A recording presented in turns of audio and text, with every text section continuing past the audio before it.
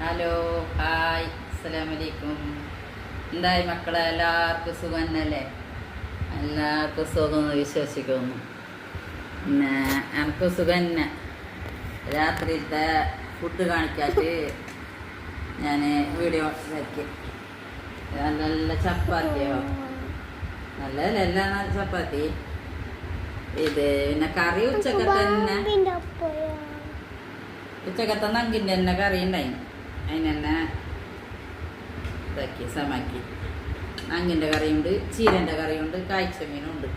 നിങ്ങളെല്ലാവരും രാത്രിയത്തെ ഫുഡെല്ലാം കഴിച്ചാൽ പിന്നെ വേറെ എന്ത് വിശേഷം?